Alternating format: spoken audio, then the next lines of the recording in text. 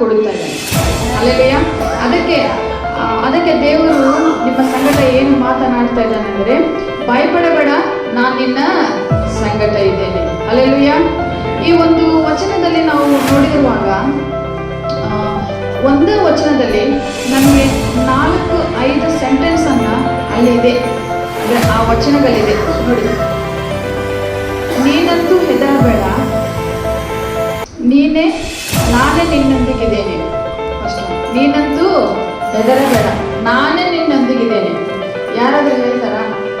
ಈಗ ನಮಗೆ ಕಷ್ಟ ಬಂದರೆ ಕೆಲವೊಂದು ಜನ ಹೇಳ್ತಾರೆ, ನಾನೆಲ್ಲ ನೋಡ್ಕೊತೀನಿ, ಏನಂತಾರೆ, ನಾ ಎಲ್ಲ ನೋಡ್ಕೊತೀನಿ, ನೀನೇನು ಚಿಂತೆ ಮಾಡಬೇಡ ಅಂತಾರೆ.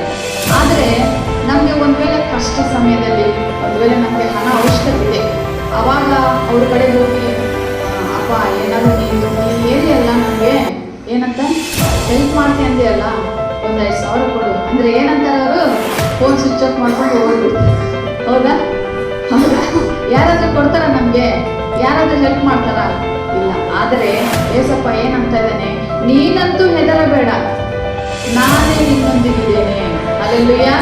ಯಾವಾಗ ದೇವರನ್ನ ನಾವು ಆಶ್ರಯ ಮಾಡ್ತೀವೋ, ದೇವರ ಬರ್ತೀವೋ, ಅವಾಗ ದೇವರು ಏನಂತ ಇದ್ದಾನೆ, ನೀ ಹೆದರಬೇಡ. ಯಾಕೆ ಹೆದರ್ತಿ?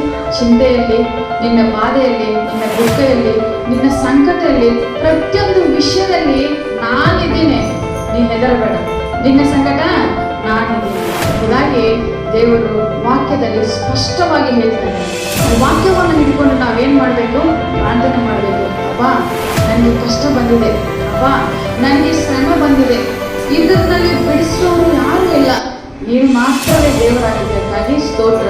ಅದಕ್ಕೆ ಈ ಚಿಂತೆಯಲ್ಲಿ, ಈ ಬಾಧೆಯಲ್ಲಿ, ಈ ಒಂದು ವೇದನೆಯಲ್ಲಿ ನನ್ನ ಸಂಕಟ ನೀನು ಬಾ ಎಂಬುದಾಗಿ ನಾವು ಯಾವಾಗ ಏಸಪ್ಪಗೆ ನಾವು ಕರಿತೀವೋ, ಆವಾಗ ದೇವರು ನಮ್ಮ ಸಂಕಟ ಬಂದು ಸಹಾಯ ಮಾಡಲಿಕ್ಕೆ ಸಿದ್ಧನಾಗಿದ್ದಾರೆ. ನಮಗೋಸ್ಕರ ಸುರಿಸಿದಂಥ ಅಮೂಲ್ಯವಾದ ರಕ್ತ ಯೇಸುವಿನ ರಕ್ತ ಮಾಡ್ತಾರೆ. ನಮಗಾಗಿ ಸತ್ತು ತಿರುಗಿ ಎದ್ದಿದ್ದು ಯೇಸು ಕ್ರಿಸ್ತ ಮಾಡ್ತಾರೆ. ಅದಕ್ಕೆ ಅವ್ರು ಅಂತ ಇದ್ದಾರೆ, ನೀನು ಚಿಂತೆ ಮಾಡಬೇಡ, ನಾನು ನಿನ್ನ ಸಂಗಡ ಇದ್ದೇನೆ. ಹಲ್ಲೆಲೂಯಾ.